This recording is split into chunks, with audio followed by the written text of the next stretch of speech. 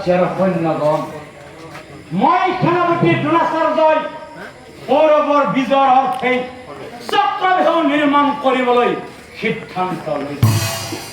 চক্ৰবেহু হৈছে ঘূৰ্ণী বতাহৰ দৰে। ঘূৰ্ণী বতাহৰ দৰে সাতটা তৰফত সেনাসকলে ঘূৰি ঘূৰি আগবাঢ়িব। এটা তৰফত সেনাই সোঁফালে ঘূৰিলে, আনটো তৰফত সেনাই বাওঁফালে ঘূৰিব। বেহুৰ ভাজে ভাজে ৰথীৰ মহাৰথী থাকিব আৰু বেহুত প্ৰৱেশ কৰা শত্ৰুৱে এজন এজনকৈ ৰথীক পৰাস্ত কৰিহে বেহুৰ কেন্দ্ৰলৈ গতি কৰিব পাৰিব। আৰু একে ঠাইতে ৰৈ যুদ্ধ কৰি থাকিলেও শত্ৰু আমাৰ হাতত বন্দী হৈ যাব। মনত ৰাখিব, কেৱল মাত্ৰ বাসুদেৱ শ্ৰীকৃষ্ণ, মহাৰথী অৰ্জুন, গংগাপুত্ৰ ভীষ্ম আৰু দ্ৰোণাচাৰ্যহে চক্ৰবেহু শেষ কৰিব পাৰে। গতিকে যুধিষ্ঠিৰে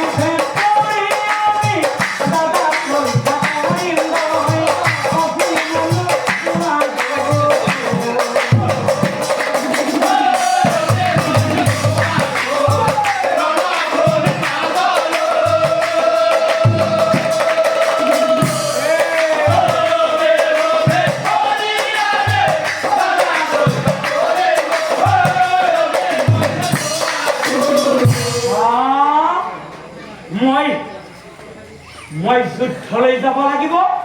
হ'ব হ'ব, মই যুদ্ধলৈ যাম আৰু যুদ্ধত গৈ মই জয়ী হৈ আহিম আৰু যুদ্ধত গৈ মই জয়ী হৈ আহিম।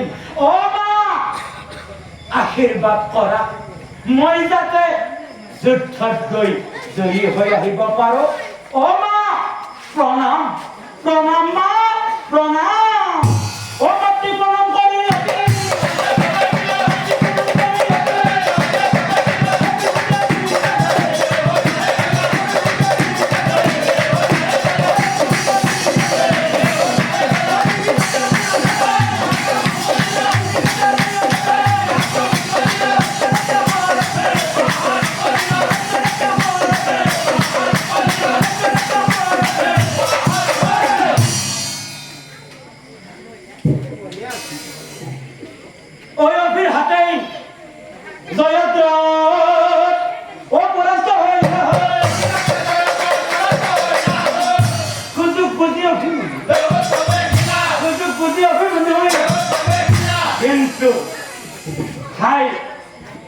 বিধিৰ লিখন নাযায় খণ্ডন।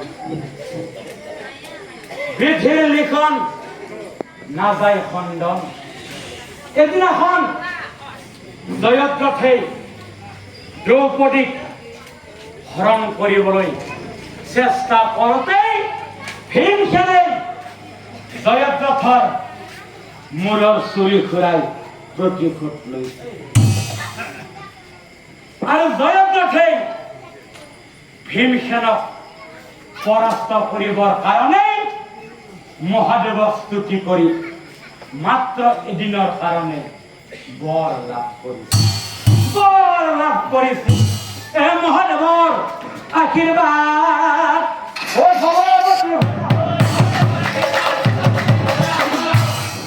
এ মহাদেৱৰ আশীৰ্বাদ ও সভাপতি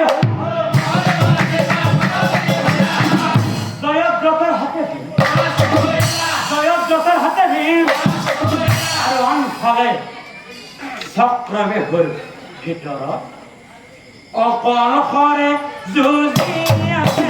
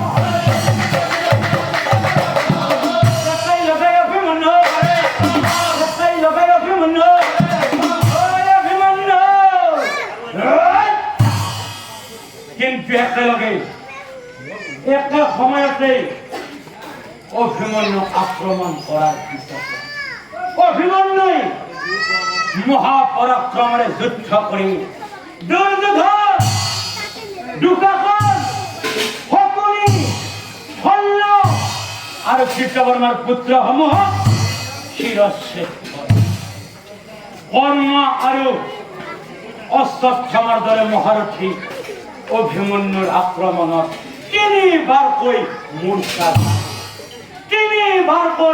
মূৰ্ছা যায় হৰ হৰি কম্পমান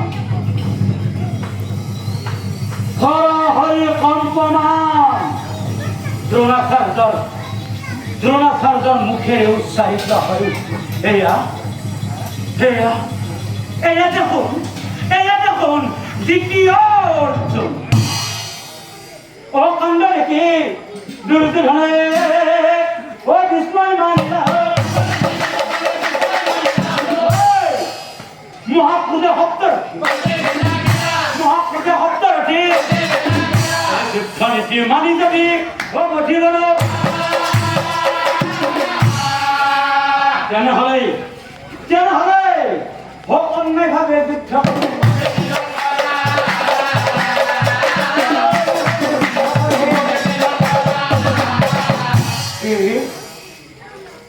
কি কলা অন্যায়ভাৱে যুদ্ধ কৰি অভিমন্যুক নিধন কৰিব লাগিব হব অন্যায়ভাৱে নিধন কৰিম আমি অভিমন্যুক এয়া দুৰ্যোধনৰ আদেশ এই আদেশ আমি মানিবই লাগিব এয়া দুৰ্যোধনৰ আদেশ